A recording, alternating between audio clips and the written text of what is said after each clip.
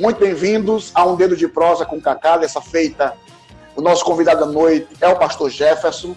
Ele é pastor muitos anos na Igreja Batista, é secretário de governo atual na prefeitura.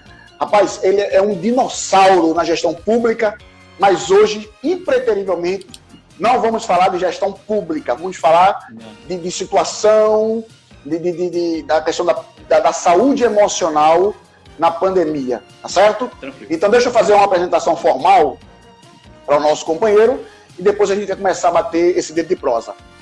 Jefferson Menezes Costa, 53 anos, casado com Riva Batussansky, pai de Ana Beatriz, Luísa e Samuel, pastor da Igreja Batista desde 94.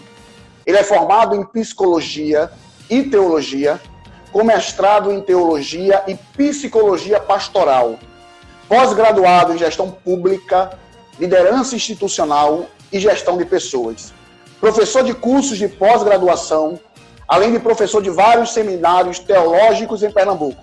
Esse é o nosso convidado da noite, o pastor Jefferson Menezes. E nesse momento, pastor, o senhor tem aí a oportunidade de dar boas-vindas aos seus convidados e aos nossos convidados também. Cacá, é uma honra para mim participar desse Dedo de Prosa com você. Eu ainda sou meio analfabeto digital, mas eu tenho acompanhado sempre que possível as suas entrevistas. É uma honra para mim estar com você. Você é um amigo, um irmão. Eu lhe admiro como profissional. Aprendi a trabalhar com você nesses 2 últimos anos, junto com o nosso prefeito Zé, nesses 3 últimos anos, e tem sido uma bênção.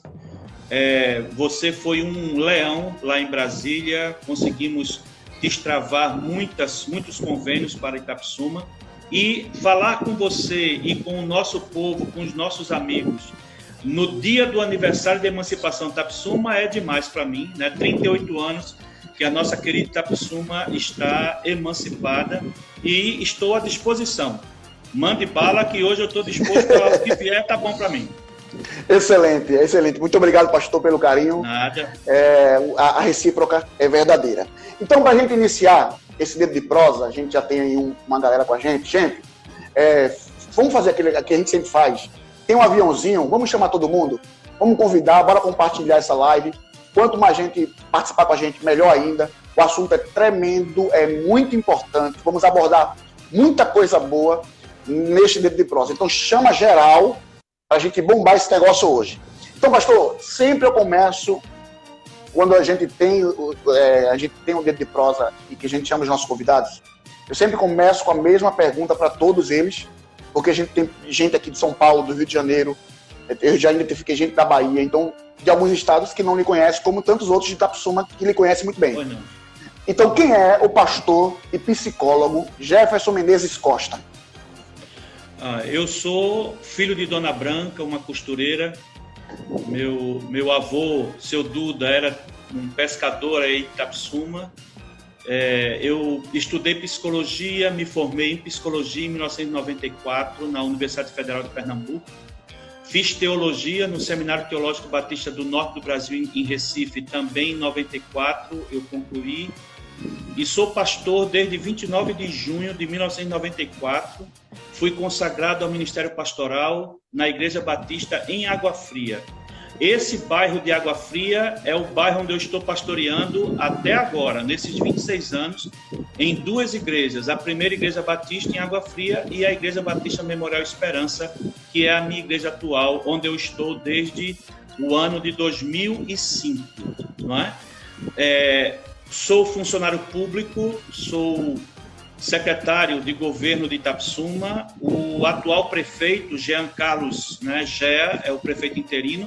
Ele é o 8º prefeito em Itapissuma, do qual eu sou ou fui secretário. Ele é o 8º. E, juntando toda a minha carreira administrativa, eu fui secretário de 3 prefeitos em Itamaracá e 1 em Igaraçu. Portanto, 12 prefeitos em Itapissuma, Igaraçu e Itamaracá, em que eu fui secretário. Professor de pós-graduação na área de gestão de pessoas, na FamaSul, em Palmares. Professor do SEC, Seminário de Educação Cristã, do Seminário Teológico Batista do Norte do Brasil. já fui também, né, professor nesses seminários, não sou mais nesses seminários, professor do seminário presbiteriano, professor do seminário episcopal e pastor da Igreja Batista Memorial Esperança. Esse é o meu, digamos assim, meu currículo em rápidas palavras. Maravilha, excelente, pastor. Então, o tema da nossa live, para você que está chegando agora, a gente já divulgou, desde ontem que a gente vem divulgando, é como manter a saúde emocional em tempos de pandemia. Nós iremos trabalhar alguns tópicos como depressão, síndrome de burnout, é muito chique esse nome, para esgotamento físico, e suicídio, entre outros. Tá? Então vamos tentar otimizar para que a gente possa atingir o máximo, né, de conteúdo aos nossos internautas que estão acompanhando a gente. Então, para a gente já iniciar, pastor, já aquecer nas turbinas, quais são os riscos que a pandemia ela pode promover a nossa saúde emocional? Cacá, o isolamento social, essa pandemia está fazendo algo que nunca aconteceu no Brasil no último século. Só em 1918, com a gripe espanhola, que o Brasil teve o isolamento social como nós estamos vendo agora. O isolamento social fez com que nós mudássemos todos os nossos hábitos e todo o nosso comportamento. Ao mudar o comportamento, muda também a nossa psique, a nossa forma de ver o mundo e de nos ver no mundo.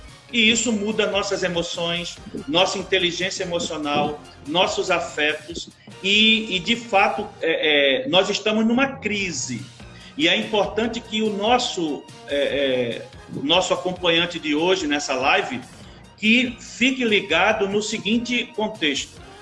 A sociedade mais antiga que ainda existe no mundo é a sociedade chinesa. E a sociedade chinesa, ela trabalha com anagramas, ela junta palavras para formar uma outra palavra. E a palavra crise, ela é composta por 2 anagramas. Um é oportunidade e o outro anagrama é caos. Ou seja, para onde nós pendermos na crise, ou veremos na crise uma oportunidade de crescer, de melhorar como pessoa, ou vamos entrar no caos, tá certo? Por exemplo, como é que nós podemos melhorar como pessoa?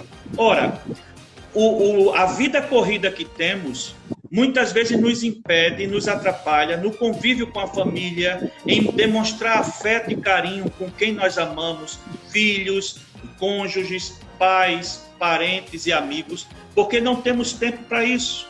A internet, através das redes sociais, tentou suprir isso, Cacá, mas hoje nós temos um problema. Nós somos grandes solitários em meio a grandes multidões, porque as redes sociais enganam muito.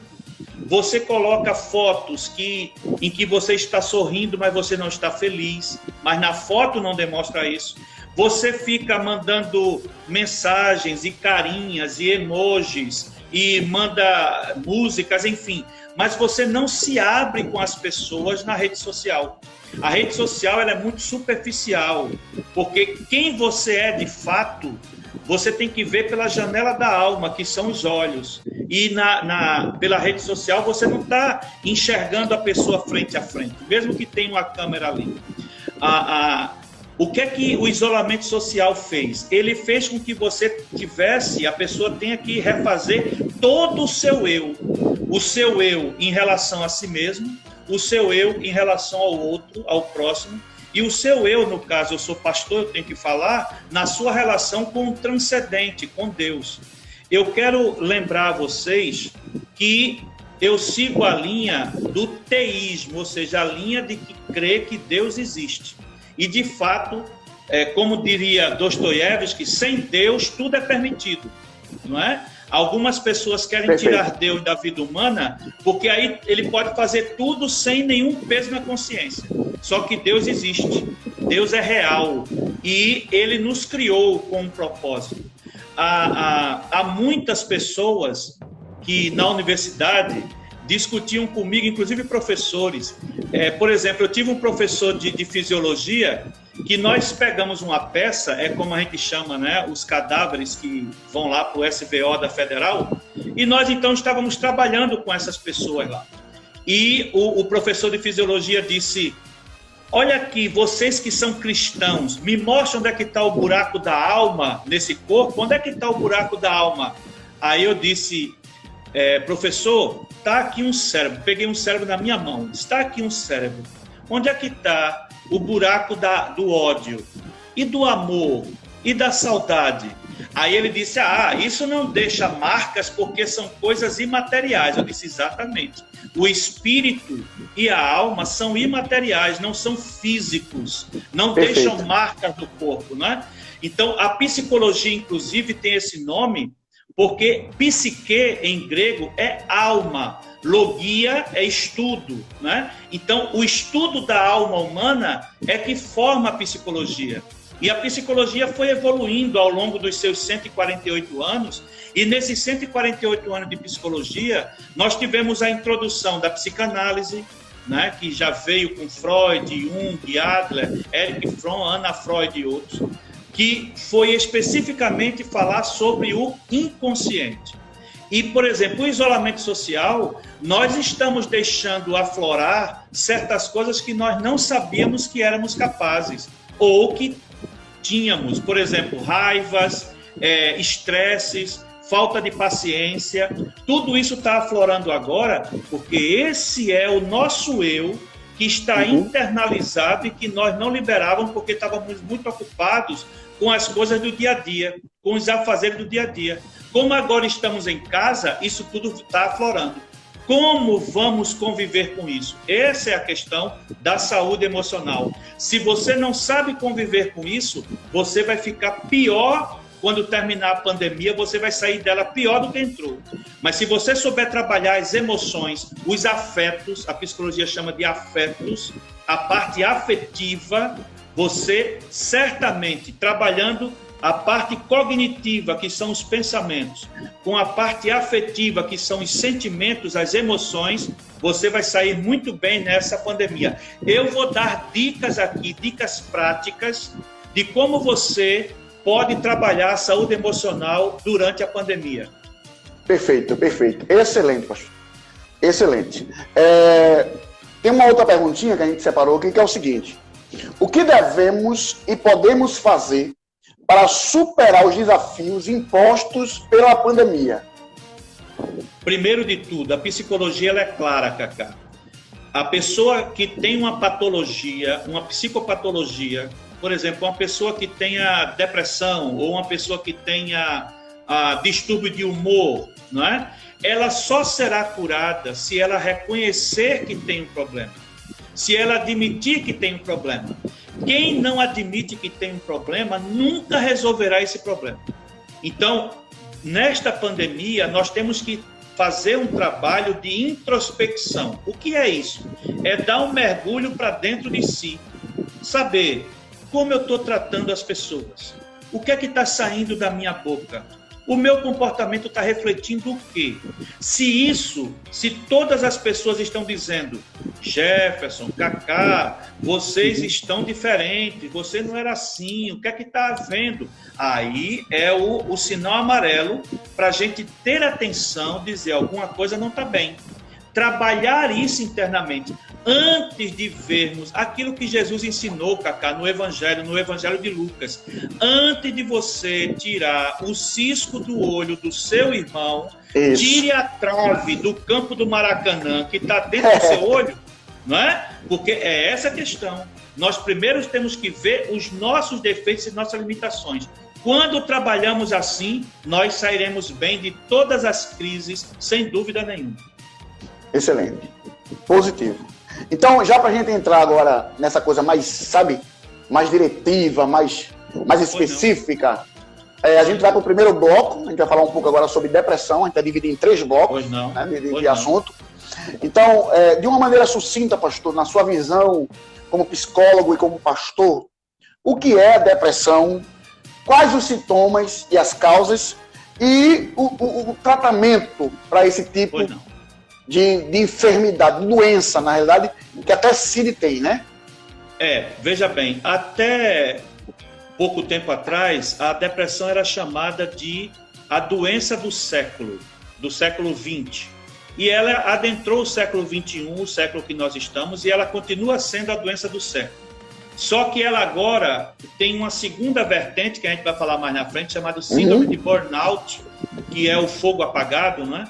E a depressão, ela é uma doença, não é... Eu gostei muito do que você botou na hashtag, depressão não é frescura, e não Isso. é. Depressão é uma doença, é uma enfermidade psicológica e também somática. Ela é uma doença psicossomática, ela é uma doença da cabeça e do corpo, tá? Então, a depressão, ela pode ter causas neurológicas e serão tratadas com ansiolíticos e psicotrópicos, e são remédios que o psiquiatra, que é um médico formado em psicologia, ele é médico e tem formação em psicologia também, ele então prescreverá esses remédios. E também tem origens psicológicas, que aí um psicólogo pode, um terapeuta pode ajudar a facilitar o caminho da cura. A depressão, ela se caracteriza por ou muito sono ou insônia. Você dorme demais ou você não dorme. Ou você come demais ou você não tem fome. Ou seja, são os extremos. Você tem distúrbio de humor, você tem pensamentos sempre voltados para o negativo, sempre. Exemplo. Quem trabalha na prefeitura ou em uma empresa, e aí o salário está para sair no dia 30, mas por algum motivo não saiu no dia 30. Aí a pessoa que está deprimida vai dizer, pronto, acabou, não vou receber meu salário, meu Deus, como é que vai ser os pagamentos, como é que eu vou pagar minhas dívidas? Ela antecipa o problema, entende? Ela antecipa, ela sofre com antecedência. Isso é uma característica básica da depressão. A pessoa que sofre antes mesmo do problema em si acontecer. Ela já está sofrendo antes. E isso pode, se não for tratado, pode levar ao suicídio, que, sem dúvida nenhuma, cerca de 73% dos suicidas, eles tinham depressão. Ou por alguma doença, ou alguma comorbidade, como nós chamamos. Por exemplo, alguém que está com depressão e descobre que tem câncer. Ele, então, achando que vai morrer, se mata. Você entende? No momento da depressão, no momento em que ele estiver para baixo, literalmente, ele pode tirar a sua própria vida. Também há algumas comorbidades psicológicas que podem levar a pessoa à depressão. Por exemplo, a esquizofrenia. E o que é a esquizofrenia? A esquizofrenia é uma psicopatologia em que a pessoa tem aquilo que se chama de dupla personalidade. Ela tem uma personalidade dividida. De dia, ela pensa que é Joana Dark, à noite, ela é Cacá Alves, entendeu? De dia, ela pensa que é o Papa Francisco, à noite, ela é Jefferson Menezes. Essa pessoa, você não sabe como lidar com ela. Porque, ora, ela age como sendo a personalidade A, ora, ela vai agir como sendo a personalidade B. Só que uma pessoa que sofre de esquizofrenia, ela pode, no surto, matar alguém. Porque ela pode pensar que você é uma ameaça a ela, quando ela estiver surtada. Então, ela tem que ser tratada, sem dúvida nenhuma, com ansiolíticos e psicotrópicos, para controlar essa ânsia de agir, de ir no pescoço da pessoa, e tem que fazer terapia, ela e a família, porque a família também vai ter que aprender a trabalhar isso. Existe o TB, o transtorno bipolar, que o transtorno bipolar é um distúrbio de humor em que a pessoa ora está muito bem, ora está para baixo, ora está feliz demais, ora está aborrecida com todo mundo. Quando você vê uma pessoa com a qual você diz, meu Deus, essa pessoa está bem ou mal hoje, como é que eu vou dar bom dia a ela ou não? Essa pessoa tem transtorno bipolar, essa pessoa tem transtorno de humor, e essa pessoa tem que tomar remédios, porque cerca de 10% dos suicidas são bipolares. Eles tinham transtorno de humor, entende? E nós temos que trabalhar isso. Também tem as paranoias. O que é um cara paranoico? É o doido, que a gente chama popularmente. Esse cara é doido. É aquele que vive em outro mundo. Ele vive em outra realidade. Ele está paranoico. Ele, por exemplo, você vê muito isso, Cacá, hoje você vê muitos paranoicos nas questões políticas a nível de Brasil. Tem gente que vê, por exemplo, o coronavírus como sendo uma tática do comunismo chinês para dominar o mundo, entendeu? Aí tudo que se vê, isso é comunista, isso é coisa comunista. Então, por exemplo... As conspirações. Essas pessoas que vivem pensando em conspirações e vendo conspiração em todo canto, está com um nível de paranoia já instalado em sua cabeça, entendeu? Então, esses são os sintomas que podem levar uma pessoa à depressão.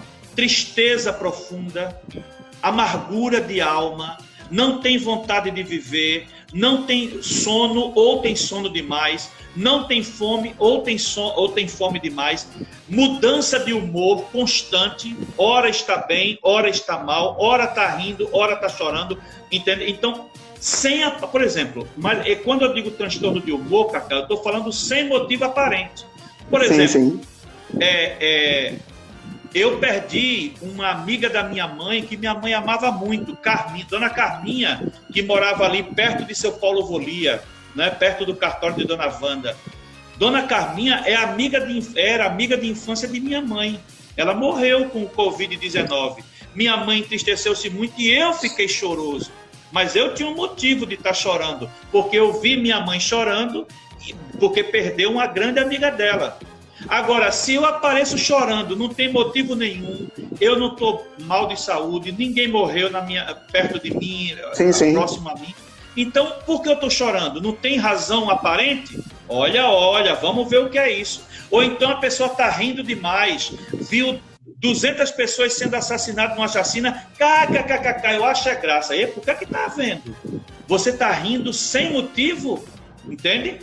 Rindo, eu estou falando rindo assim, fora do normal. Você está entendendo? Sim. Esse transtorno de humor é característica de uma depressão. Pastor, eu conheci um pastor, amigo nosso, até daqui de Itapissuma, ele não reside mais aqui, ele viajou, ele está morando em outra cidade, que ele confessou que ele estava com um princípio de depressão, porque ele começava a olhar para as árvores, ele via as folhas caindo e começava a chorar do nada. Pronto. E aí ele começou a perceber que ele estava com o princípio da depressão, porque ele sentia vontade de chorar com coisas, sabe, que não tem nada a ver. Ele olhava para a árvore, via uma folha caindo e começava a chorar. Foi aí que ele procurou... Essa tristeza profunda que esse pastor amigo seu sentia é, sem dúvida nenhuma, a primeira e mais visível característica, o sintoma da depressão, sem dúvida nenhuma. Entendeu? Então, e aí tem que ser tratado. Excelente a sua resposta, pastor. Muito obrigado pela contribuição. E eu tenho uma outra pergunta, porque realmente esse é um assunto. Estivemos recebendo a psicóloga Kátia Valéria, a doutora Kátia. Psicóloga, viu? Conheci. Nós falamos 2 lives e a gente não conseguiu ainda esgotar, porque não tem como esgotar esse assunto. Nós falamos de depressão e ansiedade em 2 lives de quase 4 horas e a gente não conseguiu esgotar, ainda ficou muita coisa por falar.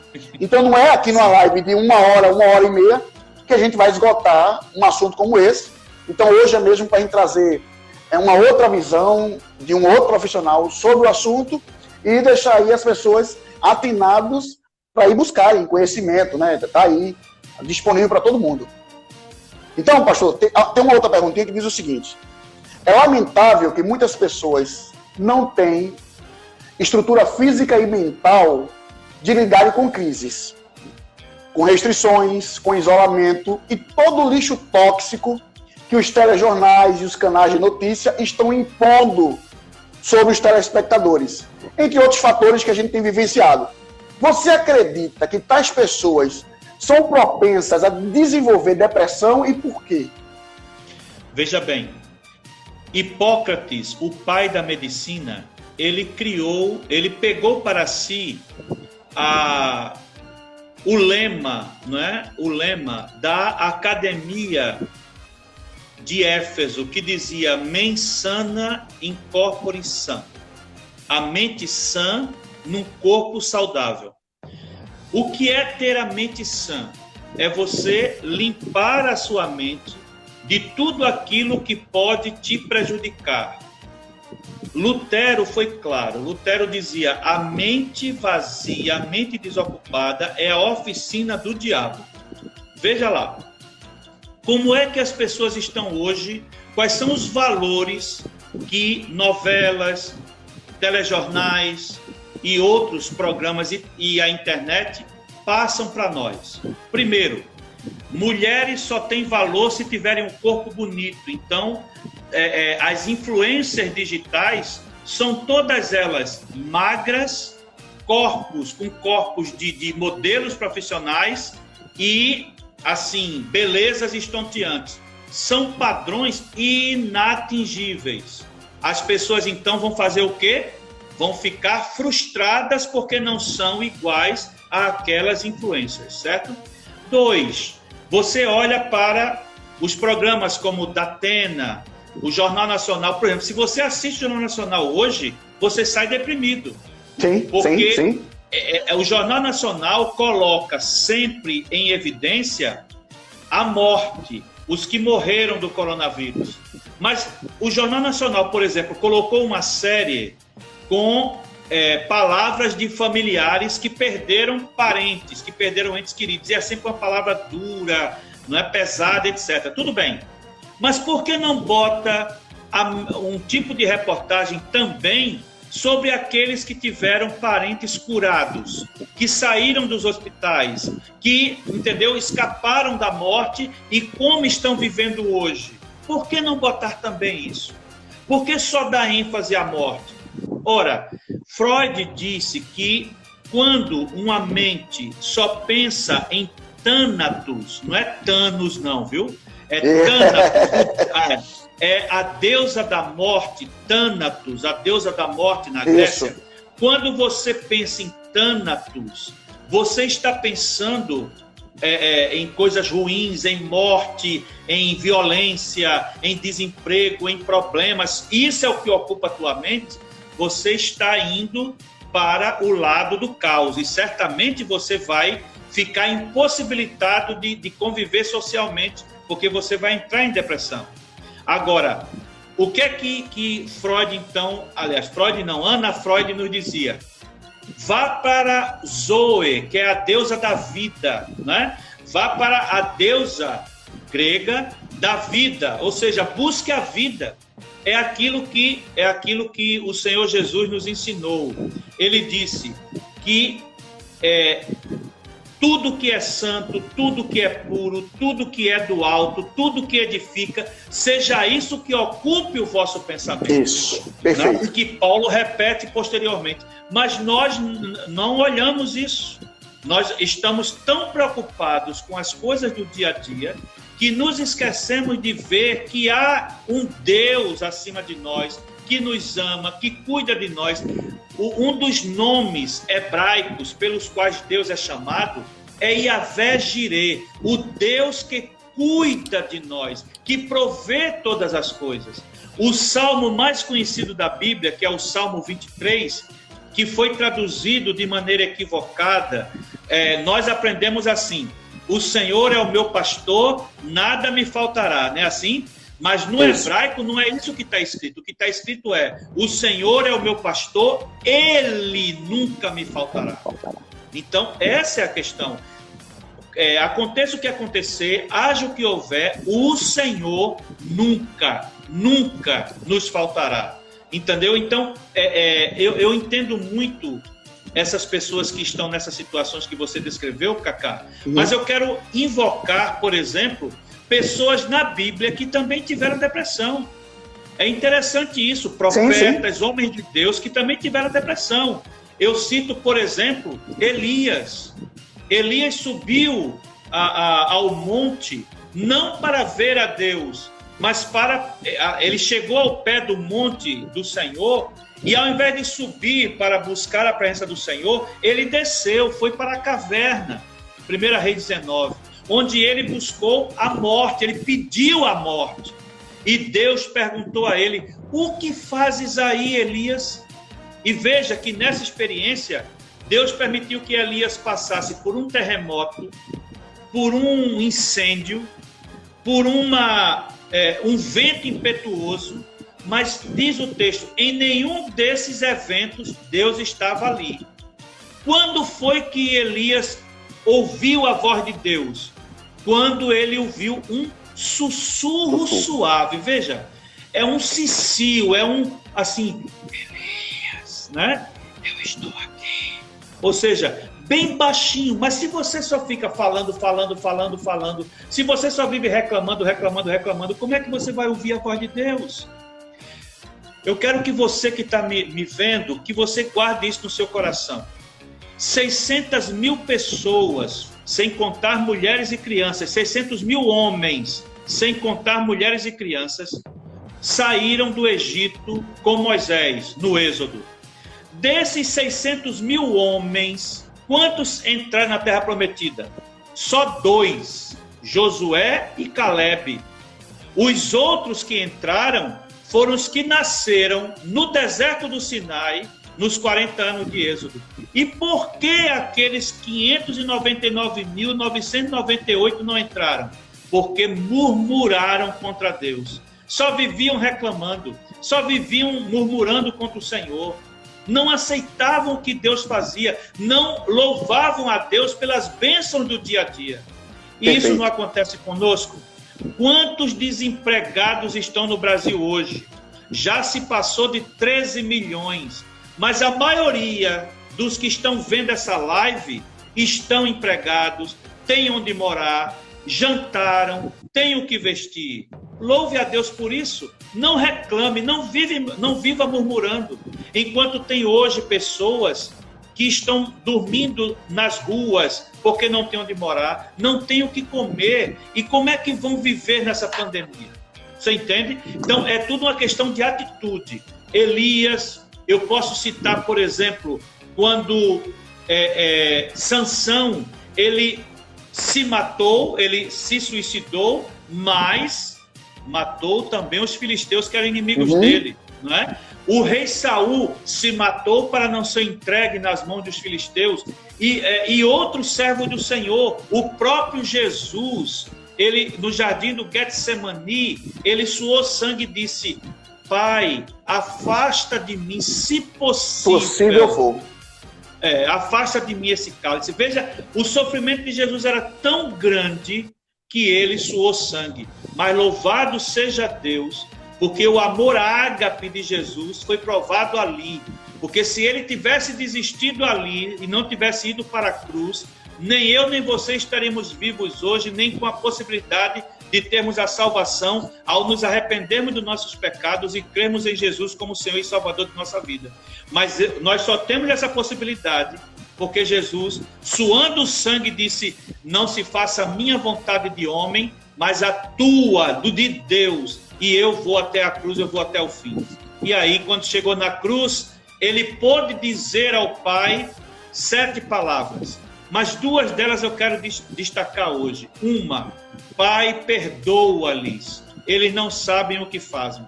E a segunda, palavra grega tetelestai, que significa está consumado. O que eu tinha que fazer para te salvar, ele já fez. Agora é com a gente. Por isso que a gente não pode desistir, por isso que a gente não pode entregar os pontos, porque Jesus nos garante a vitória. Manda, Cacá. É isso aí.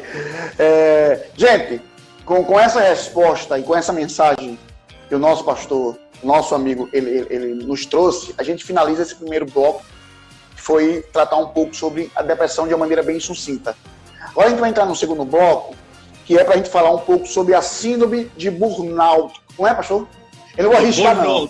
É burnout. Burnout. É fogo apagado em inglês. Isso. Então a gente vai entrar nesse bloco agora para falar um pouco sobre isso. Também é muito recorrente nas pessoas esse tipo de síndrome, tá? Então, o que é a síndrome de burnout? Quais são os sintomas, causas e tratamento? E que profissional a pessoa deve procurar se ela se sentir com esses sintomas? Vamos lá, síndrome de burnout é uma palavra inglesa que significa burn é fogo e out é apagado ou extinto. A síndrome de burnout é uma depressão específica para quem tem uma vida estressante. Então, líderes religiosos, pastores e padres são muito vítimas dessa síndrome de burnout. Médicos, pessoas que trabalham em plantões de hospitais, pessoas que trabalham em situações que veem miserabilidade, fome e pessoas morrendo, e essa pessoa que está vendo isso não pode fazer absolutamente nada para evitar isso. Agente de segurança, empresários, políticos em cargos graduados, né? Prefeitos, governadores, presidentes, secretários, ministro de Estado, etc. E chefes, de alguma forma, empresariais ou públicos. A síndrome de burnout, ela tem todos os sintomas da depressão, mas ela vai além. Por exemplo, uma pessoa com síndrome de burnout, ela perde a paciência absolutamente por qualquer coisa, o pavio fica curto demais. Ela não consegue aceitar críticas, nem aceitar um não como resposta. Ela ela vai perdendo o interesse nas rotinas do tipo tomar banho, escovar os dentes, fazer a barba, cortar a unha, passar a roupa, usar a roupa passada. Ela não está nem aí mais com a aparência. Quando você vê uma pessoa que está numa profissão ou numa função estressante e essa pessoa começa a ter desleixo na sua aparência e começa a brigar com todo mundo, discutir com todo mundo, não tem paciência com ninguém, essa pessoa está com síndrome de burnout. E a síndrome de burnout, ela é um caminho mais rápido para o suicídio do que a própria depressão. A pessoa fica tão engasgada com aquilo, tão incomodada com o que está passando, que ela se sente envergonhada do que está fazendo com os outros e ela se mata. Por exemplo, só para vocês terem uma ideia, eu estou pesquisando especificamente a síndrome de burnout em pastores, já desde 2016. Em 2016, quando eu fiz a pesquisa, houve no Brasil, em 2016 eu fiz a pesquisa, mas peguei dados de 2014 para cá. Em 2014, nós tivemos 16 suicídios de pastores no Brasil. Ano passado, aliás, em 2018, ano passado, eu ainda não tenho esses dados, mas em 2018, nós tivemos 68 suicídios de pastores. Veja, de 16 em 2014, pulou para 68 em 2018, 4 anos somente. Alguém pode perguntar, mas pastor Jefferson, os pastores justamente é para nos ajudar no momento de crise, como é que um pastor se suicida? É porque às vezes tem pecado oculto, então a vergonha e o medo da revelação desse pecado, a pessoa prefere se matar.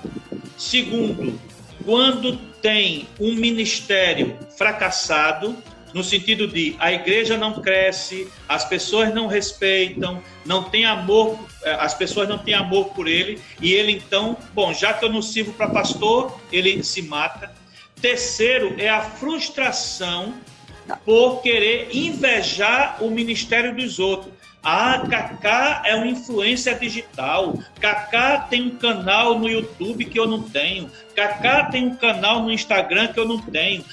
Então eu vou ser igual a Cacá. Como você não vai conseguir, porque Cacá é Cacá, você é você, nunca você vai ser igual a outra pessoa, você vai se frustrar, e quando você tem a síndrome de burnout, com a frustração ministerial, você se mata, entende? Então isso está acontecendo. Como é que se trata isso? Com remédios psicotrópicos e ansiolíticos que serão prescritos por um psiquiatra, e a terapia psicológica, a terapia com um psicólogo que possa ser o facilitador nessa trajetória. Eu, por exemplo, ano passado, tive um privilégio de um pastor de uma igreja batista média para grande, do norte do Recife, que eu diagnostiquei há alguns anos atrás que ele estava com síndrome de burnout. Ele não acreditou, e depois que ele viu que realmente estava perdendo, ele, por exemplo, começava a pregar e parava assim e dizia: irmãos, onde é que eu estava mesmo? Qual foi o versículo que eu comecei? Ele não lembrava mais. E ele é mais novo do que eu.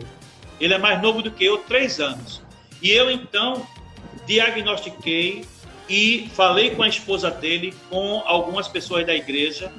E, meus irmãos, que bênção foi a atitude da igreja dele. Ele ficou afastado 2 anos e 3 meses do ministério pastoral. Mas, mesmo assim, a igreja manteve sua ajuda de custo, ajudando sua esposa, a esposa dele ao lado dele, muitas vezes dizia: sai de perto de mim, eu não gosto mais de você, não quero mais você perto de mim, eu estou enjoado do seu perfume, veja que negócio. E ela ali: mas eu te amo, você enjoou de mim, mas eu continuo te amando, e eu estou aqui porque eu sou tua ajudadora e tal. E ele foi tratado por mim e por outro psicólogo aqui e em outro estado do Nordeste, que ele foi para a casa dos seus pais. E aí hoje ele está curado, está bem, está pastoreando na igreja que o manteve, louvado seja Deus. E é possível, agora tem que ser diagnosticado, e a pessoa tem que aceitar o diagnóstico. Porque se ela não aceitar, por exemplo, eu faço a anamnese. O que é a anamnese? Eu pego a história familiar, a tua história de vida, onde houve o que a gente chama de clivagem. O que é clivagem? É o ponto de ruptura. É algum trauma que aconteceu e que te marcou, e dali para frente você não foi mais o mesmo. O psicólogo detecta isso e começa a tratar, e você fica bem, fica bom para a glória de Deus. Entendi, perfeito, pastor, perfeito. Deixa eu só registrar aqui que o pessoal da DVS de Itapissuma mandou um abraço, estão assistindo a live, estão em plantão, mas estão acompanhando a gente. Está com a gente também o ex-prefeito Calvolia, Júnior de Manteca está com a gente acompanhando também, Miguel Góes, nosso secretário de comunicação, né, o nosso coach Miguel, doutor André também está com a gente, e ele fala o seguinte, doutor André, ele diz o seguinte, que a síndrome de burnout também é muito comum na área da saúde. Inclusive, ele tem inúmeros amigos que tiveram esse tipo de síndrome. Então, teve uma profissão estressante. Você é sério candidato a ter a síndrome de burnout. Se tiver numa profissão estressante, constantemente estressante. Não é um estresse ou outro, não, mas é constantemente estressante.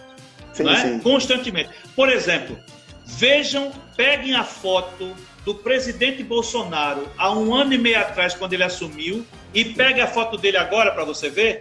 Ele já está cheio de cabelo branco, cheio de ruga, que ele não tinha antes, porque é assim mesmo. E se ele não se tratar, vai ter problemas. Como a gente vê isso muito, por exemplo, né? Pessoas bonitas, como José de Irmantê, que é um cara bem afeiçoado. A mãe dele confundiu ele comigo, então eu tenho que dizer que ele é bonito, né? Lógico, né? Então, uma vez me confundiu com José. Eu me senti muito honrado. Primeiro que José é o cara, né? Segundo, porque José é 12 anos mais novo do que eu. Então eu tô bem na fita, né? Graças a Deus. Ele já se sentiu mais novo, né? Com certeza. Mas veja, mesmo assim, o estresse grande, constante que você passa, isso deixa marcas em você. Só que você, tendo válvulas de escape, você tem como passar dessa. Mas se você não tiver válvula de escape, se for do trabalho para casa, da casa para o trabalho, do trabalho para casa, da casa para o trabalho, você quebra. Deixa eu dizer duas coisas bíblicas aqui para vocês entenderem. Primeiro, Deus criou o mundo em 6 dias, mas o 7º dia ele descansou. Ora, isso é um contrassenso teológico. Deus não cansa. Então, se ele não cansa, ele não precisava de descanso. E, de fato, Deus não precisa de descanso. Deus, ele fez isso para dar o exemplo a nós, para que nós descansássemos. Vocês entendem? Nós é que precisamos de descanso. E Deus nos deu o exemplo disso aí. Agora, Jesus, ele fez o primeiro milagre dele aonde? Foi numa igreja? Foi num templo? Foi numa festa religiosa? Não, foi num casamento. Ele estava dizendo, eu transformo a água, que é a rotina do dia a dia. Todo mundo tem água em casa, mas quase ninguém tem vinho. E vinho na Bíblia simbolizava a alegria. Portanto, quando acabou o vinho na festa do casamento, a festa ia acabar. E o casamento já ia começar numa crise. E Jesus, então, transformou água em vinho. É isso que ele está mostrando para a gente. É necessário que a gente tenha momentos de lazer, momentos de espairecer a cabeça, momentos de botar para fora o que a gente chama, né, de você colocar para fora, de fazer uma limpeza interior, de você gritar quando for necessário, entendeu? Chorar quando for necessário. É importante a gente expressar as emoções, meus queridos. Tem essa história de que homem não chora. Que conversa é essa? Jesus chorou quando soube que Lázaro tinha morrido, que era amigo dele. Que conversa é essa? Homem chora também. Não guarde dentro de si essas coisas, não. O livro de Hebreus diz, quando você não perdoa alguém, por exemplo, você cria para dentro de si uma raiz de amargura. Deixa eu lhe explicar uma coisa.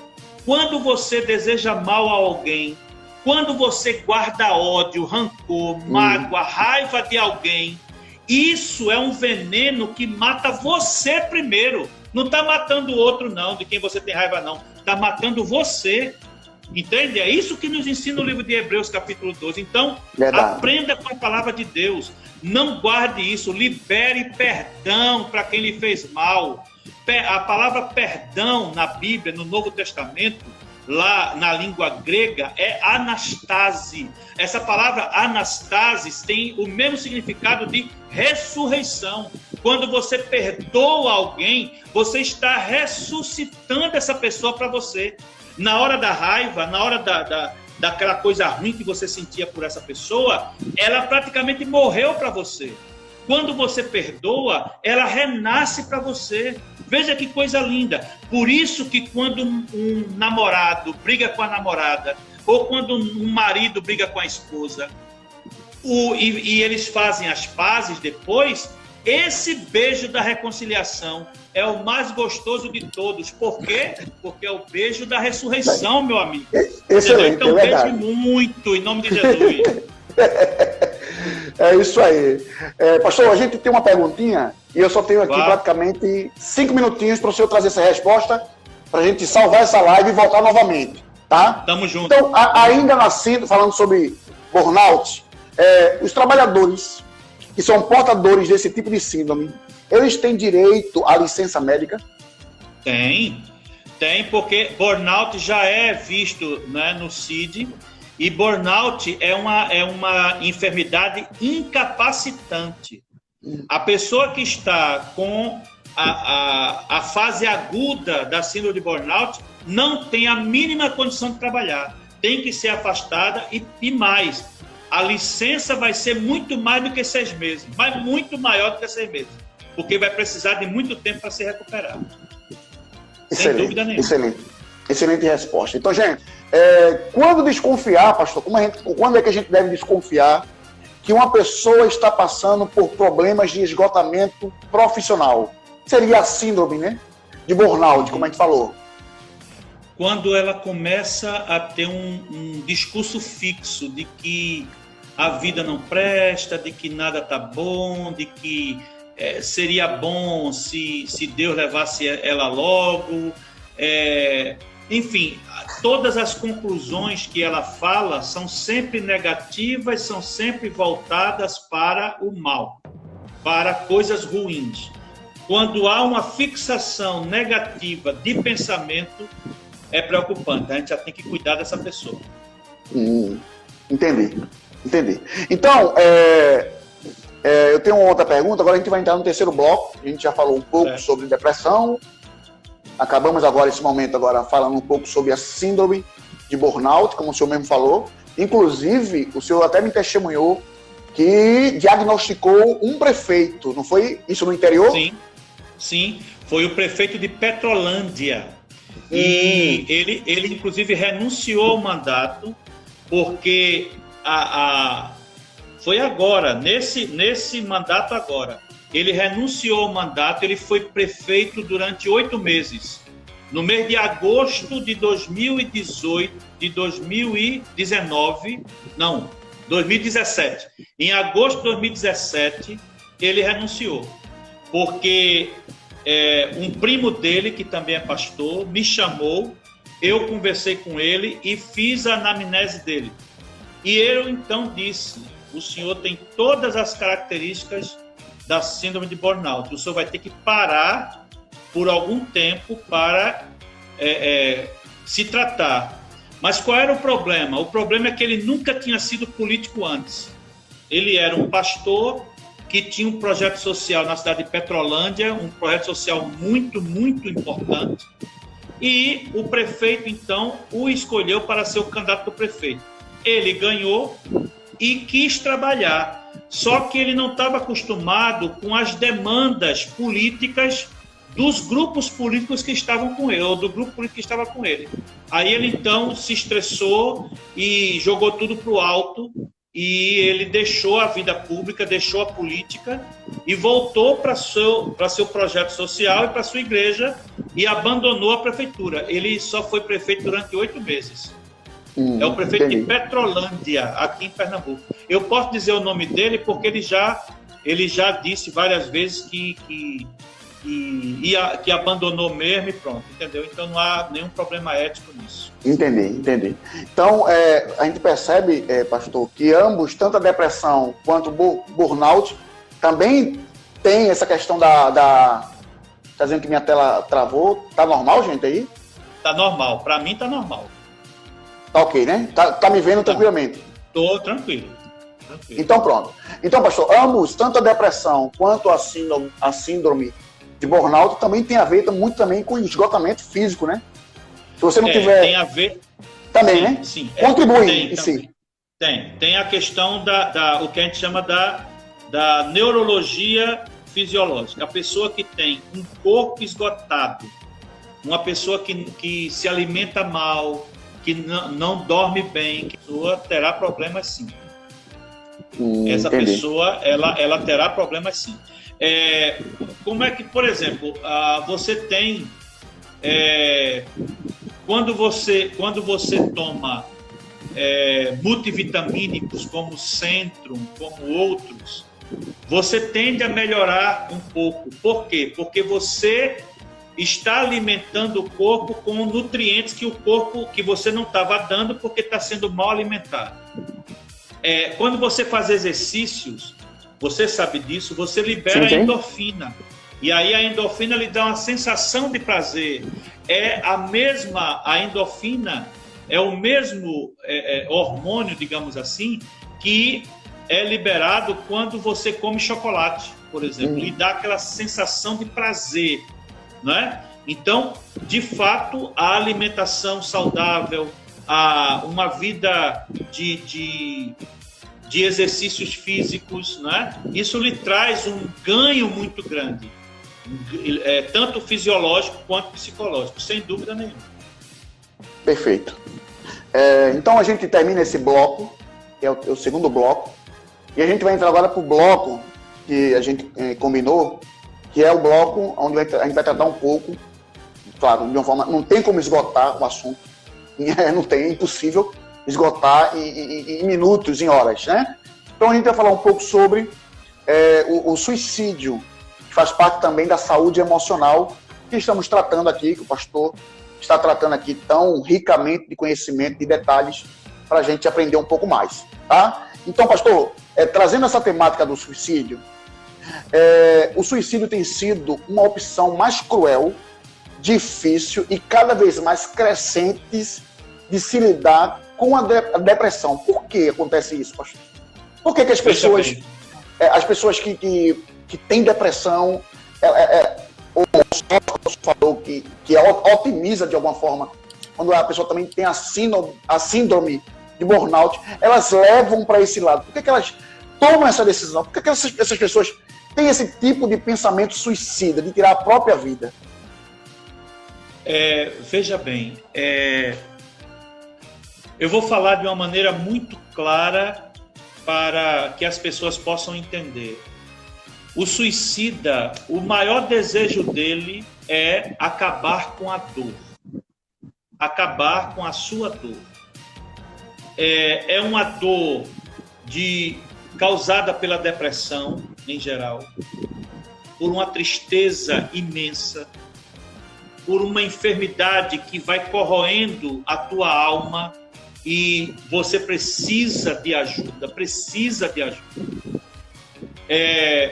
Às vezes, o suicídio é a alternativa que a pessoa acha que tem para não passar por uma situação vexatória, vergonhosa. Por exemplo, descobriu-se um pecado oculto, aí a pessoa, meu Deus, as pessoas vão ver a minha imagem e tal, e aí é melhor morrer. Entende? Isso acontece.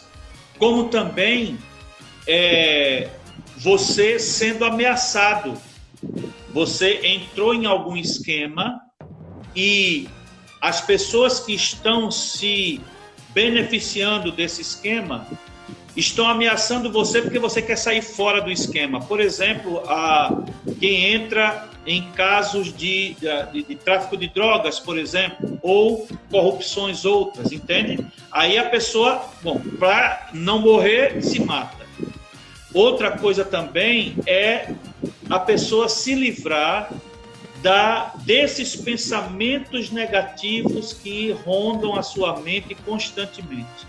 Isso lhe traz uma dor muito grande, isso lhe traz uma insegurança muito grande, um medo muito grande. E aí a pessoa tende a dar cabo da própria vida. Por muito tempo e ainda hoje, o suicídio é um tabu. Até entre nós, Cacá, religiosos, as pessoas dizem, quem se suicidou vai para o inferno, né? Porque tirou a própria vida. Eu não penso dessa maneira, não. Por quê?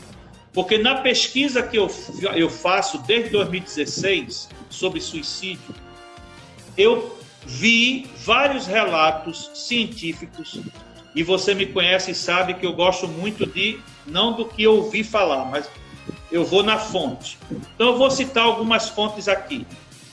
A universidade, então, ela fez esse estudo junto com Stanford, Harvard, Cambridge e outras universidades, que mostram claramente, né, que quando a pessoa, por exemplo, dá um tiro na cabeça, antes dela morrer, do cérebro parar de funcionar e do seu coração parar de bater, ela tem cerca de 30 segundos até a morte se consumar, até o óbito se consumar, ok? Nesses 30 segundos, eu creio que é tempo suficiente da pessoa pedir perdão a Deus, entende? Da pessoa pedir, Senhor, me perdoa por isso aí, cuida da minha família, entende? Então, veja, o que é que a Bíblia diz? Onde abundou o pecado, superabundou a graça. Ora, se uma pessoa, num ato de desespero, para dar cabo da sua própria dor, da sua vergonha, ela se mata, é evidente que ela pode pedir perdão a Deus por aquele ato. E Deus a perdoa. Por que não? A Bíblia não diz que tem pecados que Deus não perdoa, a não ser a blasfêmia contra o Espírito Santo, que é outra história.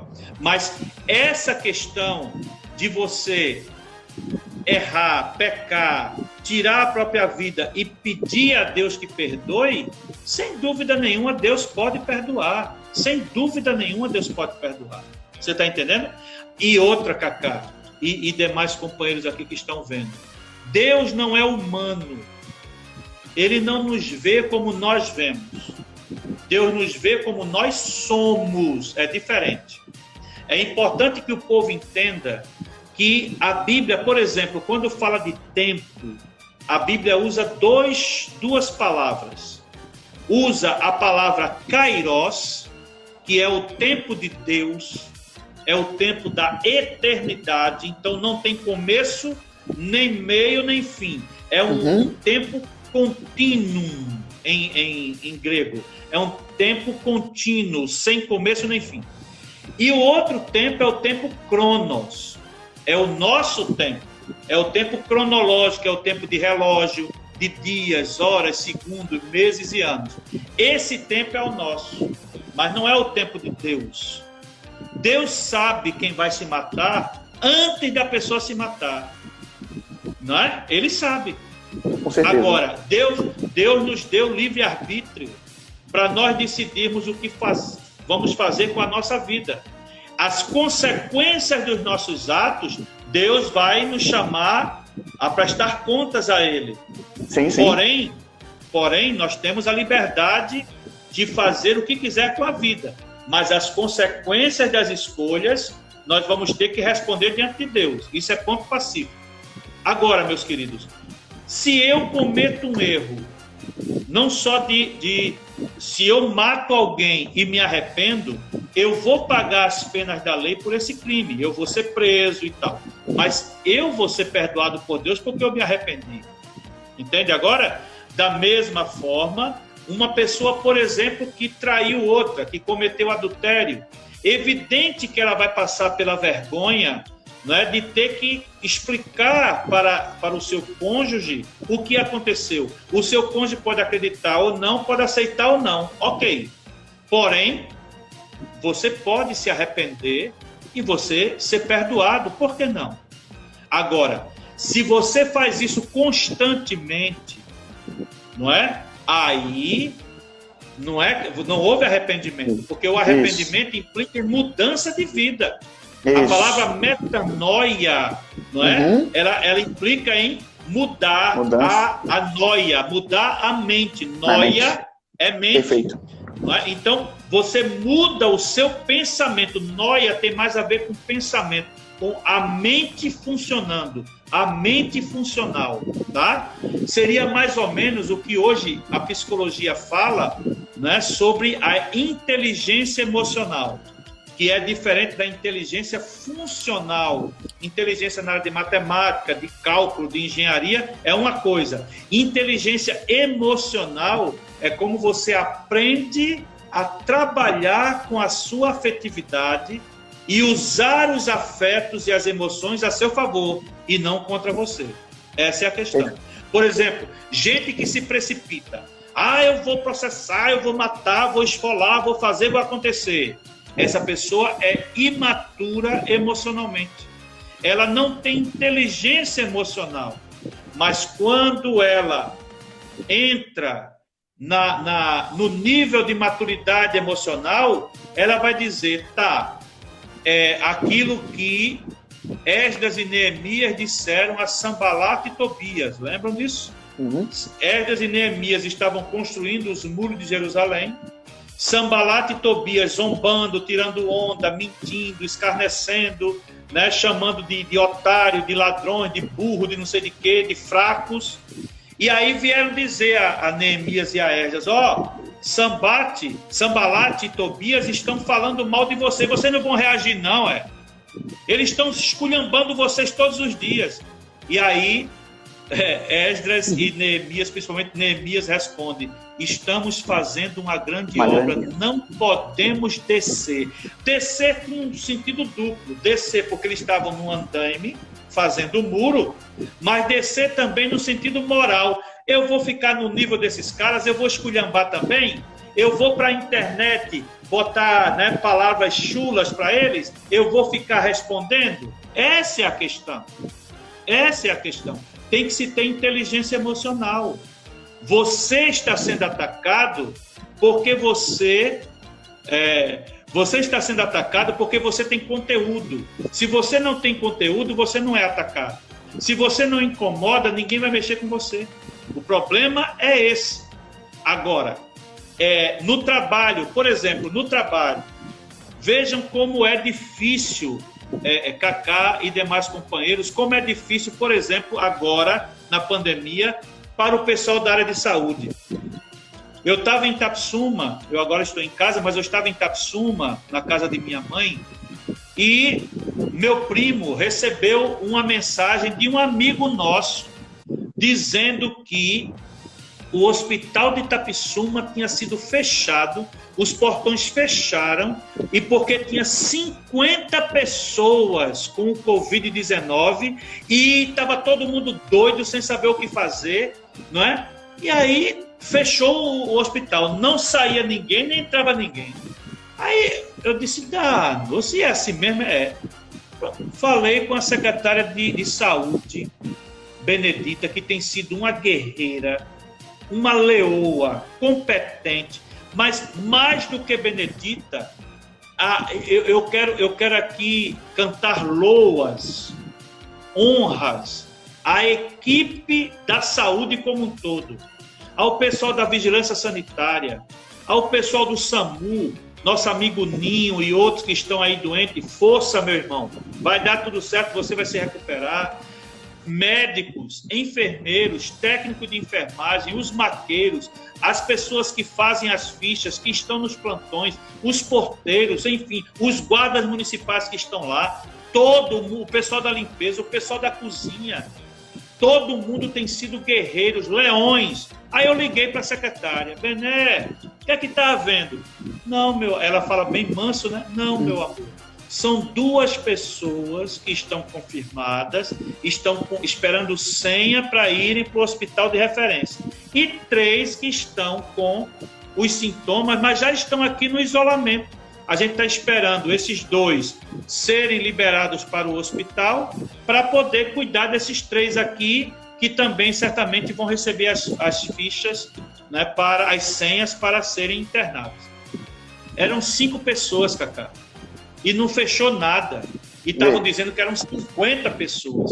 Agora, imagine o estresse que essas pessoas sofrem e que os familiares dessas pessoas sofrem quando vem uma notícia dessa na internet, nas redes sociais de Itapsuma, entende? Então, isso cria uma crise emocional, afetiva. A pessoa fica esgotada espiritualmente. Fica esgotada. E aí, claro, tem que se trabalhar isso, tem que se mostrar que há um outro caminho, que não, o caminho não é só o caminho da má notícia, o caminho da notícia tenebrosa. Eu quero dizer a vocês o seguinte: quando há uma tempestade, quem já viajou de avião sabe o que eu vou dizer. Quando há uma tempestade e o avião decola no meio da chuva, o que é que o piloto faz? Ele não fica embaixo da nuvem onde está chovendo. Ele sobe, atravessa a nuvem e fica por cima dela. Porque acima da nuvem de chuva, por mais tenebrosa que seja a tempestade, está lá o sol brilhando ou a lua brilhando. Está lá. Só que a gente aqui embaixo só enxerga a nuvem e a chuva. Não enxerga que acima da nuvem estão, né, o céu azul ou o céu estrelado e a lua e as estrelas com o sol. Nós temos que entender isso. A nossa tendência é só olhar o problema. Pode dizer, Cacá. Perfeito. A gente tem alguns comentários, eu vou ler aqui, tem pergunta. Alan está dizendo assim, muito esclarecedora a live, obrigado. Ela também está falando aqui que Deus está no controle e essa pandemia vai acabar. Vai, tem um cantor aqui, Macedo, está dizendo assim, paz, pastor, posso dar glória? Fique à vontade. Como é que os irmãos da Assembleia dizem? Dê lugar. Dê lugar. É isso aí. A Bela Garden, ela diz assim, é um jeito mais fácil e rápido que a pessoa acha para acessar toda a dor e sofrimento que está passando. Aquilo que o senhor acabou de falar. Exatamente. A questão do pessoa é isso. Isso. Pronto, Aí por isso que a gente não pode condenar as pessoas e dizer elas foram fracas, são pessoas que não têm Deus. Não é assim, não. Não é assim, não. Vamos tentar nos colocar no lugar delas, não é? Tem empatia, né, pastor? Exatamente. A Kézia, ela fala o seguinte: falar a respeito, levar conhecimento, possibilita o reconhecimento de vítimas em potencial e difundir que existe ajuda e tratamento, com certeza. Sim, sim. Existe porque ajuda. Ela fala um pouquinho lá na frente que realmente falar sobre suicídio, sobre depressão, sobre essas doenças, né, psicossomáticas, é um tabu muito grande. Realmente, a gente está quebrando um tabu aqui nessa noite, depois de tantos assuntos que a gente traz, a gente fala sobre política, a gente fala de música, a gente fala, sabe, de tantas as coisas, de motivação, de educação. Hoje a gente traz um assunto meio que diferente. Então a gente quebra um tabu para que você tenha acesso à informação, tá? A informação com um especialista e não fique somente aqui. Procure outras informações. Tem muita coisa aí. É só você pesquisar nas fontes corretas, tá? Então, sem dúvida. o Rodrigo ele fez uma pergunta, pastor. Tá tranquilo aí? Tá me vendo? Eu lhe ouvi aqui. Pode falar. O senhor deu uma travadinha aqui. Pastor, qual o seu entendimento sobre o suicídio passional? O suicídio passional é quando a pessoa tem uma decepção amorosa tão grande, que o suicídio passional pode ter dois sentidos. A pessoa se matar realmente fisicamente, ou a pessoa se tornar insensível afetivamente. A decepção foi tão grande que ela não acredita mais em ninguém. Ela não ama mais ninguém, porque amar, a palavra grega, o grego, que é a raiz dessa palavra, essa língua grega tem 3 palavras para amor. Você tem a palavra eros, que é o amor do desejo, do querer bem, do querer acariciar, beijar, abraçar. É o amor erótico, o amor eros, o amor do desejo. Você tem o amor, né, é o que une duas pessoas, por exemplo, no meu caso com a minha esposa, né? É o amor erótico, o amor do desejo carnal. Existe o amor ágape, que é o amor filéu, o amor de amigo, o amor de irmão. Por exemplo, eu posso amar Cacá como meu irmão, sem problema nenhum. Esse amor existe. E existe o amor ágape, que é o amor sublime, o amor da renúncia, o amor da entrega total, o amor de quem se entrega pelo outro, independentemente da resposta do outro. Por exemplo, Deus ama cada um dos pecadores. Mesmo que os pecadores não queiram nada com Deus, Deus não vai deixar de amá-los. Entende? O amor ágape é esse. A Bíblia diz: Deus prova o seu amor para conosco pelo fato de ter Cristo morrido na cruz quando nós ainda éramos pecadores. Esse é o amor de Deus. Entende? Então, o que é que acontece no suicídio passional? A pessoa que se suicida passionalmente, ela perde a capacidade, Cacá, de amar, porque amar não é só um sentimento. A palavra amar também envolve uma decisão. Quando eu decido amar Riva, eu fecho as portas para qualquer outra mulher na minha vida. Essa é a ideia do verdadeiro amor. Agora, se eu não amo Riva, eu então estaria aberto para qualquer outra mulher. Entendeu? Então, quando uma pessoa tem uma decepção amorosa tão profunda que ela perde a capacidade de se abrir para alguém, de acreditar no amor de alguém, ela alteriza o coração, ela não consegue mais sentir nada por ninguém. É daí onde vem o que se chama de sociopata ou psicopata. O que é um psicopata? É aquele que não sente mais nada por ninguém. Para um psicopata, matar ou dar um presente é a mesma coisa. Entende? Fazer sofrer ou comprar uma Ferrari e dar de presente é a mesma coisa. O psicopata não tem sentimentos, é frio, calculista. Ele planeja o mal que vai fazer e não sente remorso nenhum. Por quê? Porque ele se matou já por dentro. Ele teve um suicídio passional. Ele não tem afeição por ninguém. Da mesma forma, um sociopata. O sociopata odeia a sociedade. É um Jim Jones que mata centenas de seguidores. Não é?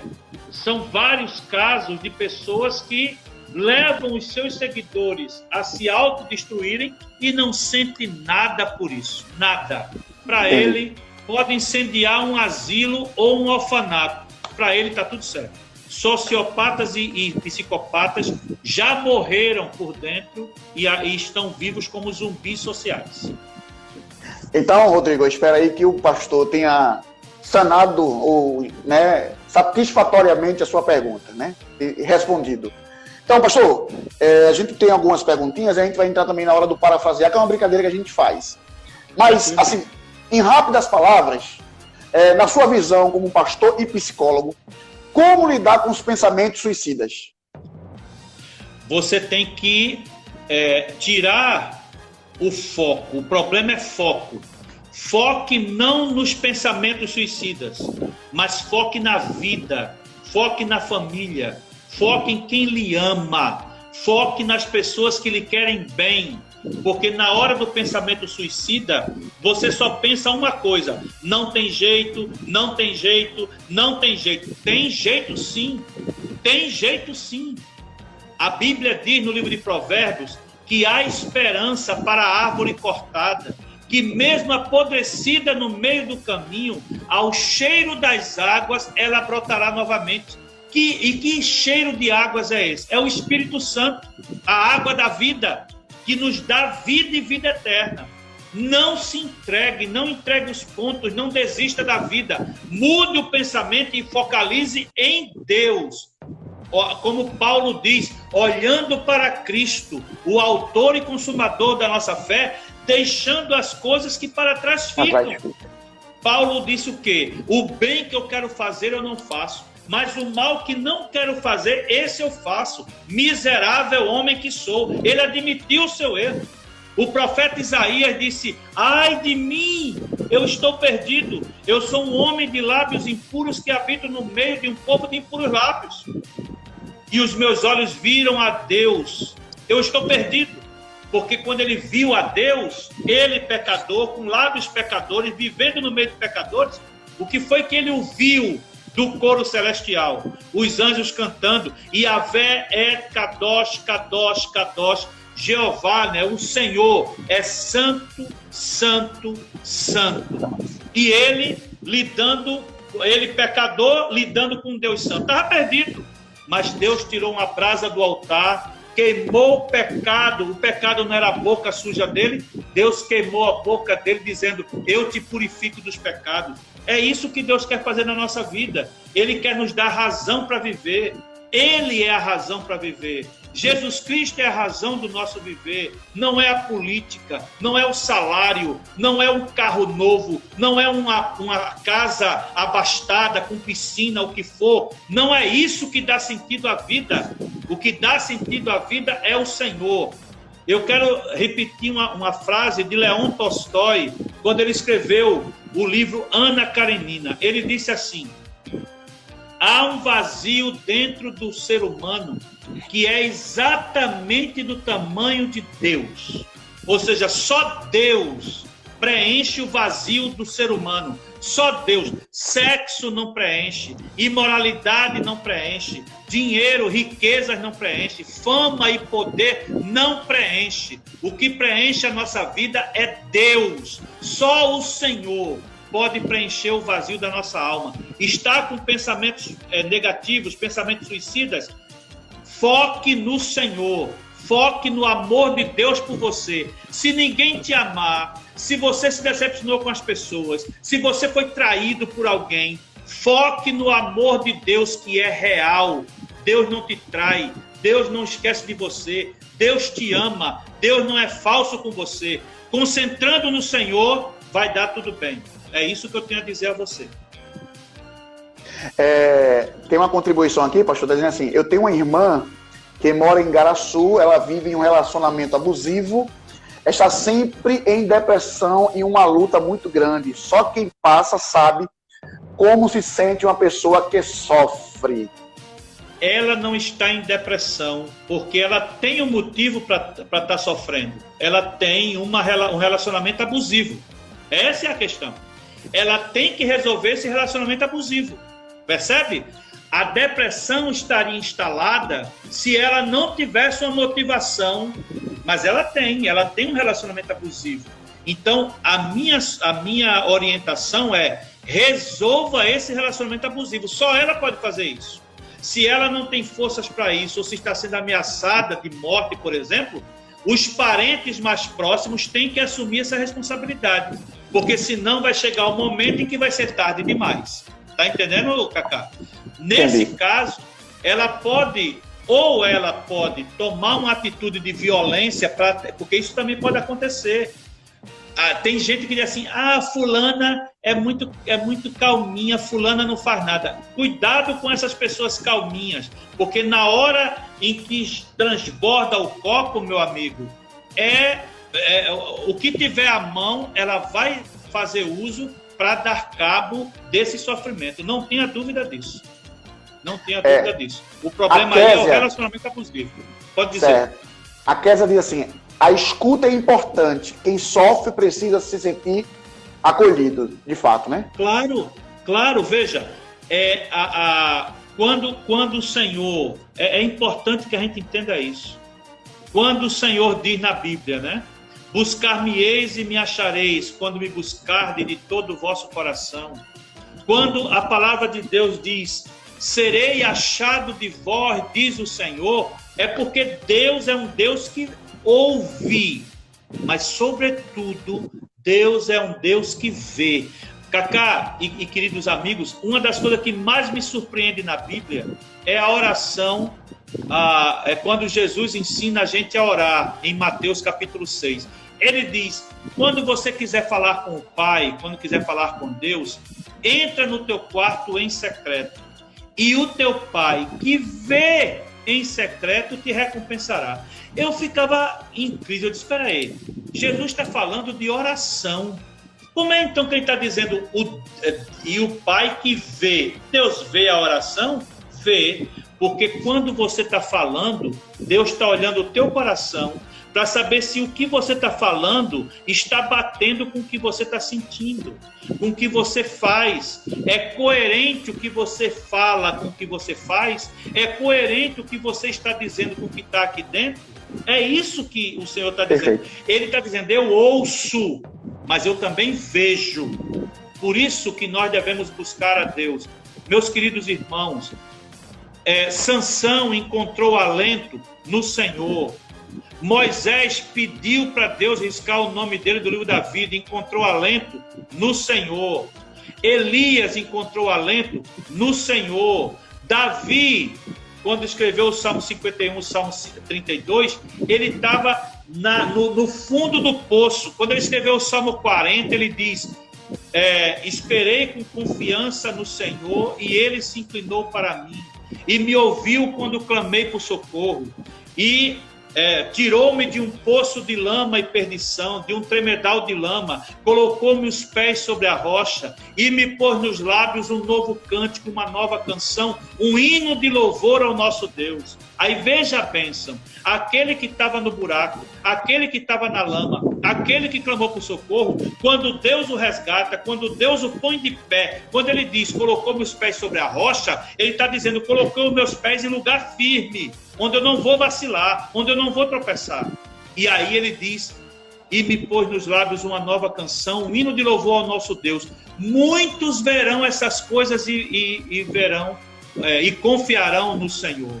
Muita gente que hoje está vendo você deprimido, arrasado, para baixo, cabisbaixo, destruído, derrotado se você buscar o Senhor, se você buscar a Deus, se você confiar no Senhor. Ele te tirará do buraco, ele botará você limpo, limpará você da lama. Você pode estar na lama, no tremedal de lama. Ele tirará a lama de você, vai limpar você, vai colocar você sobre a rocha, e as pessoas vão poder olhar para você e dizer: oxi, esse aí não era o Jefferson, pecador, miserável, safado, não era ele? Como é que ele agora está assim? Essa daí não era a fulana dos grudes? Deixa eu dizer a você, se você olhar para a genealogia de Jesus no Evangelho de Mateus, capítulo 1, a família de Jesus, você vai encontrar um rei, que é Davi, mas vai encontrar uma prostituta chamada Raabe, que era a mulher de todos os homens da cidade de Jericó.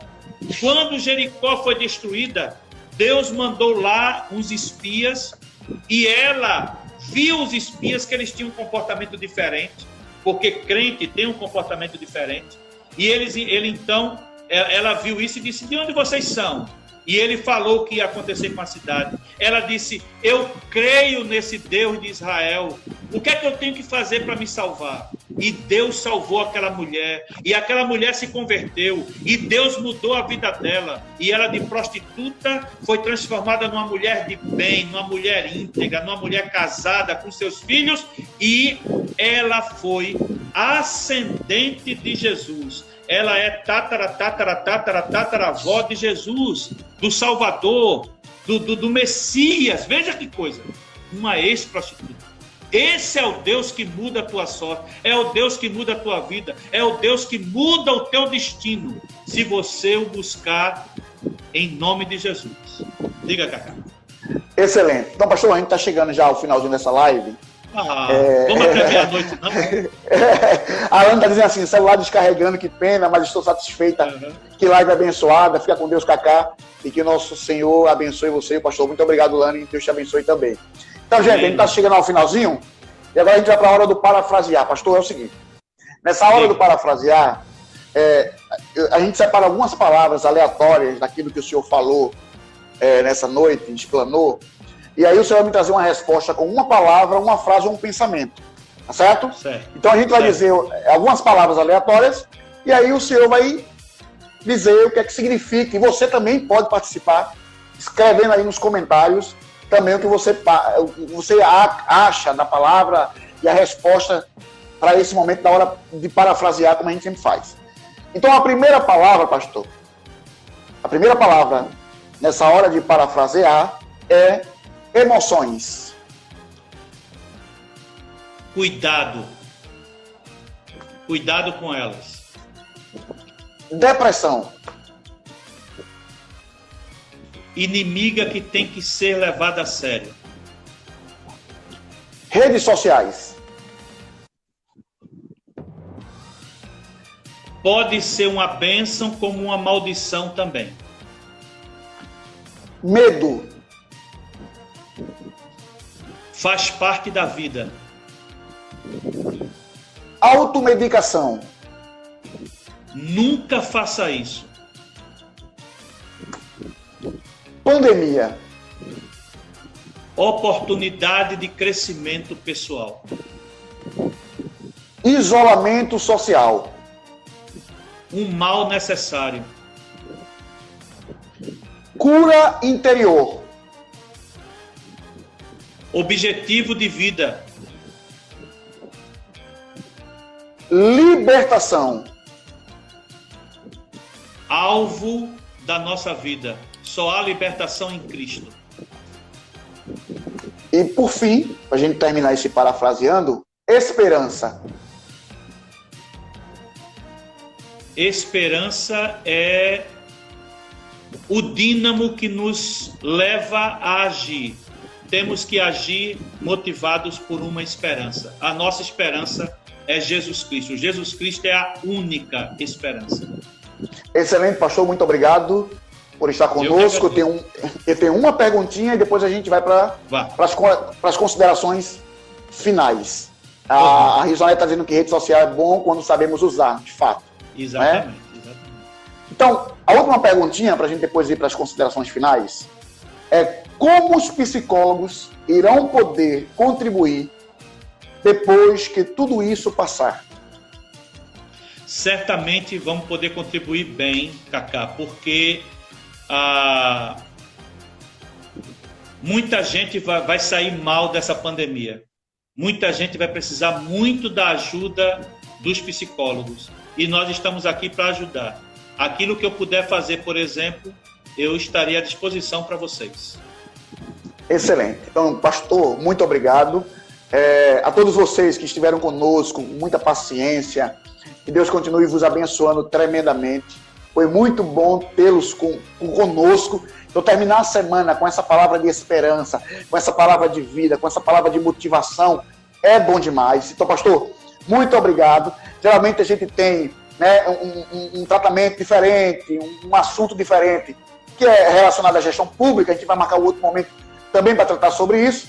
Mas o nosso intento nessa noite foi conversar justamente porque a gente está abordando durante essa semana, né, a gente finaliza hoje, a Semana da Saúde. Então, desde segunda-feira que a gente vem tratando de lives com temas referentes à saúde. E a gente termina hoje com a saúde emocional, com dicas importantes, com palavra de motivação, tá? E vai passar. Tudo isso vai passar. É uma oportunidade. É uma oportunidade de crescimento, tá? Então, gente, muito obrigado, pastor. O senhor tem aí uns minutinhos para trazer as suas considerações. Amém. Eu quero agradecer a Deus, Cacá, por essa oportunidade. Para mim foi uma bênção. Parabéns por seu trabalho, parabéns por essa ideia que Deus colocou no seu coração de fazer esse dedo de prosa, muito importante, para mostrar que Itapissuma tem conteúdo, que Itapissuma tem gente competente que possa, né, ter uma palavra para as pessoas, uma palavra importante. Eu quero agradecer a contribuição e a participação de todos, agradecer a participação de amigos como Sueli, como Marquinho Marcos Cid, né? Agradecer como pessoas como Rosinete, como Cal, como Laís, Débora e outros, Juliana, enfim, há muita gente importante demais para nós que participou de hoje aqui. Quero agradecer a Deus e dizer ao pessoal da saúde, já que a gente está falando nessa semana dedicada aos temas da saúde. Eu quero deixar para vocês 1 Coríntios 15, 58, que diz assim: portanto, meus amados irmãos, sede firmes e constantes, sempre abundantes na obra do Senhor, sabendo que o vosso trabalho não é vão no Senhor.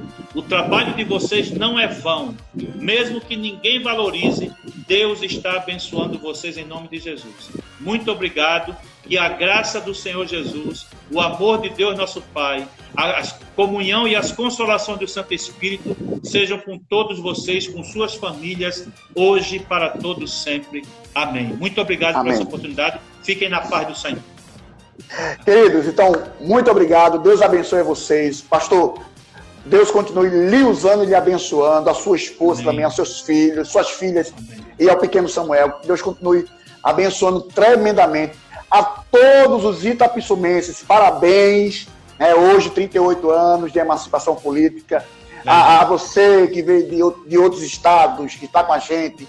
Deus continue abençoando tremendamente. Eu vi aqui comentário de alguém que chegou já no final, mas que gostou do conteúdo. Então, essa live ela vai estar amanhã no nosso canal do YouTube. Então é importante que você acompanhe, tá certo? Carlos Alves Oficial, vai lá no YouTube, dá um curtir, comenta, compartilha, porque vou editar isso hoje ainda, tá? Esse conteúdo de hoje nós iremos preparar para amanhã já estar disponível para você rever. Quem chegou pelo final, pegar o comecinho do conteúdo, tá? Quem quer assistir de novo, quer guardar como lembrança e sempre que puder reassistir, também vai estar lá, certo? Então conto com vocês, muito obrigado, Deus abençoe, segunda-feira tem mais.